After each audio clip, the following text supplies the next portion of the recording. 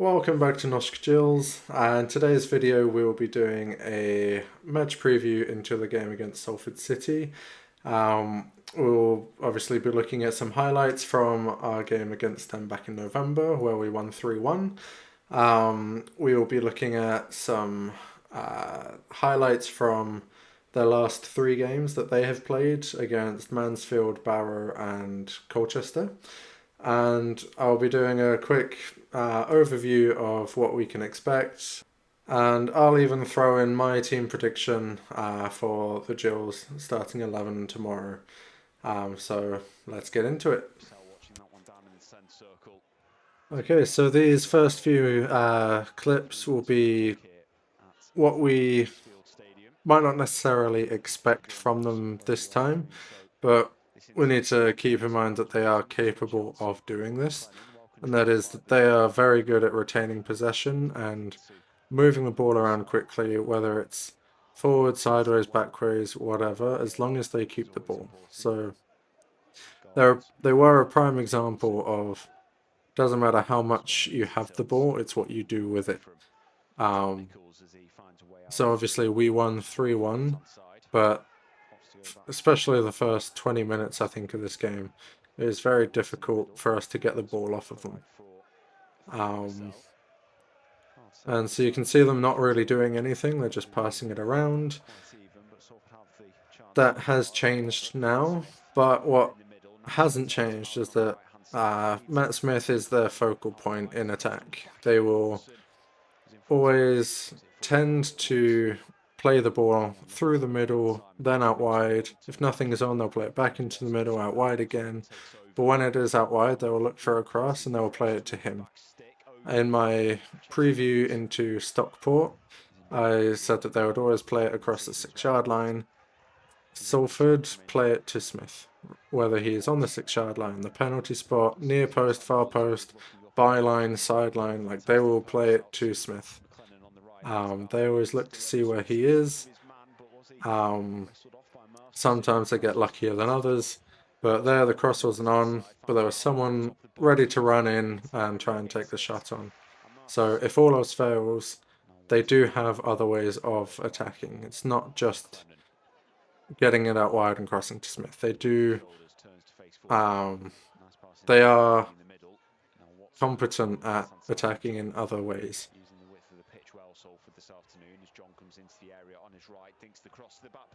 There, that was not long after Smith had equalised against us, and he was very unlucky not to get his second against us there. And if they don't go directly through the middle, they will just switch the play pretty effectively. They like to have enough time on the ball to think and do something, so they'll play it into where it's less crowded. And there was a perfect example of wherever Smith is, like that's where the ball goes. He couldn't do anything with it. He was in a place where not much was on, but they still played it to him. And now here they'll play it directly through the defence, tore us apart. Turner quickly off his line, made a good save. And here, ball over the top. So it just goes to show that, yes, they prefer to go out wide and cross it into Smith, but they don't stick to it every single time. Now, here are the goals that they've scored. You can see they play it straight from a goal kick. They try and keep possession. A little bit of pressure, so they just bring it back, slow it down a little bit. But they still work the ball forward.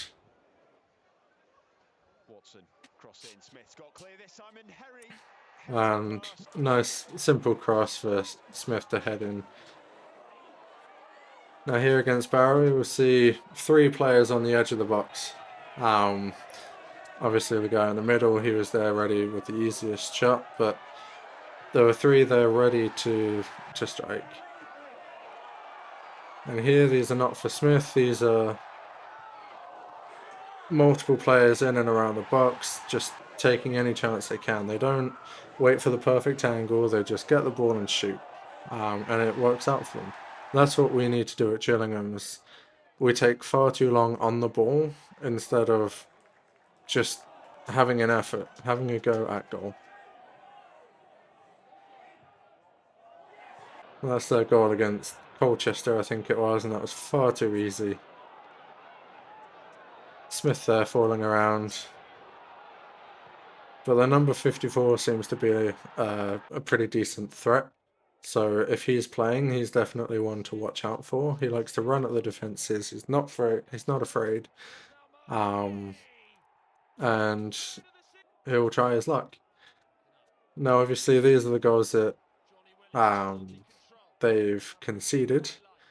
You'll see from Mahoney's goal, from Nichols there, brilliant header, and now Jeffries, like they're all from crosses. And it seems to be a fairly common theme amongst all the other goals that they've conceded as well.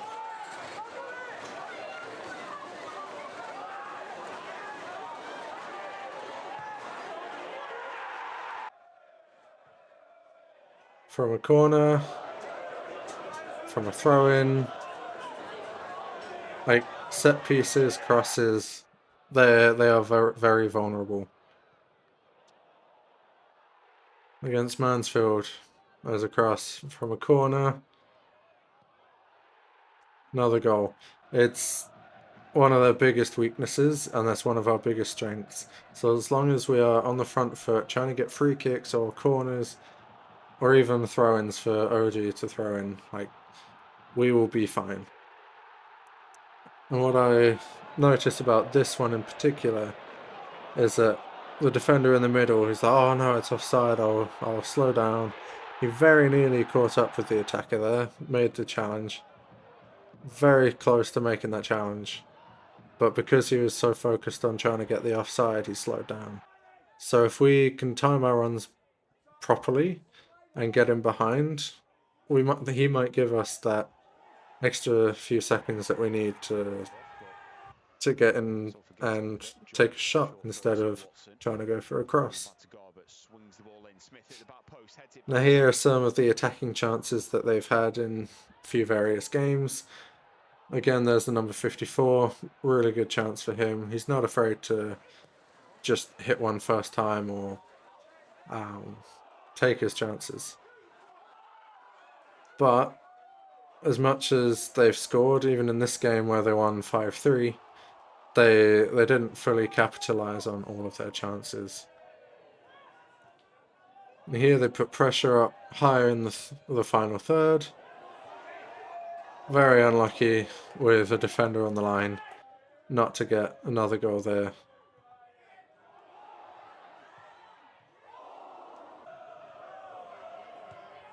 But you can see the difference between the game at Gillingham, at Priestfield, and these games. They're all in the final third and they're trying to work their way into the box more so than they are trying to put it out wide and cross in.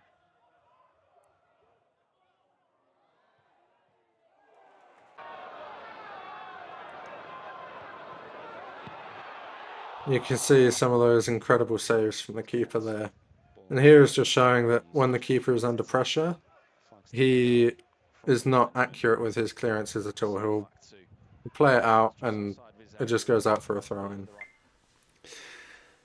Okay, so as we've seen from those clips, and as I said earlier in the video, that they are very capable of retaining possession when needed to. They know how to move around, work the ball forward gradually, being patient, waiting for those right openings. But that's not necessarily what they're doing now. They get the ball and they just move it forward. They focus on attack as soon as they get the ball. And they still have Smith as their focal point in the attacks. They still look to get the ball to him in the box, but that's not their sole outlet. They swarm the penalty box. They get players forward, especially from throw-ins and corners. Like they just put everyone up there. They don't think twice. They just, as soon as the ball is forward, they run. And we saw that against Barrow. The defenders cleared it, and there were three players waiting on the left, right, and middle of the box, and they scored. Um, so there's always someone there. They work the ball into the box, and that's not Smith. That's other players. So when the ball is crossed in, obviously he's there and he's likely to get that header. But they they don't only target him. They bring other players into the attack, which we have to be wary of, especially towards the end of the game when we tend to switch off. We saw it against Notts County and Swindon, and I'm sure there are other games, but those two off the top of my head. Last minute injury time against Swindon, they just get a lucky break at the edge of the box after I think it was a corner. Notts County, I think it was a corner again. Just came to the edge of the box and brilliant strike. Um, so personally, I feel like as long as we stay switched on for the whole 90, I can't see us walking away without a point. But if we play like we did against Wrexham last week, I can see us walking away with three. Um, so I feel like we will get something, but depending on how the players show up, that will determine how many points we get. Because they are vulnerable from crosses, as that we saw against them back in November, and as we've seen from the last three games, like they do concede from crosses and from corners and from free kicks. Um, as for the manager, Carl Robinson, he has done an outstanding job. 17 points from the last 10 games doesn't sound like a lot, but considering where they are in the table, that's better than they were doing. Um, they've moved up from 21st to 19th since he's come in, which is only two spaces, but they have almost tripled their gap between them and the relegation zone.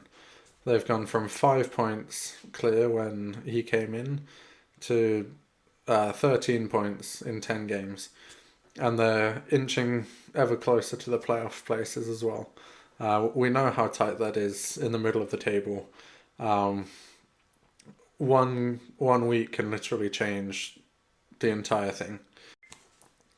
Okay, so now we're seeing what we can expect of Salford, what they're capable of, what we can expect them to do, what we can expect to see. Let's take a look at my Gillingham starting 11 lineup tomorrow.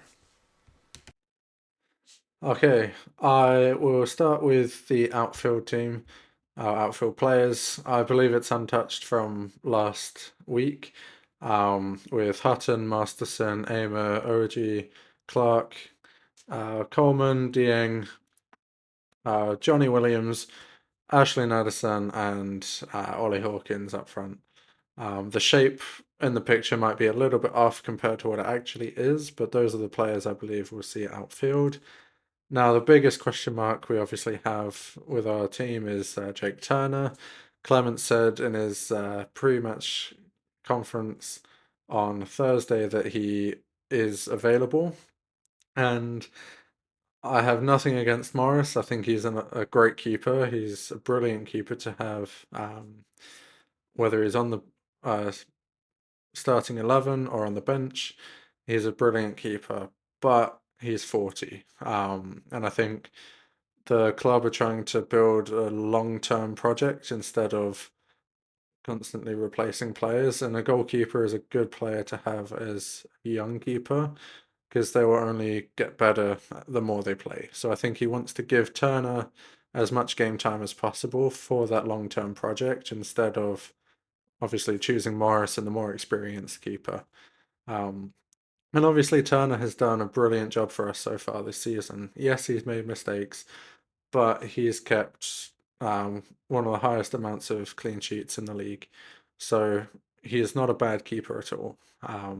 He's a very good keeper.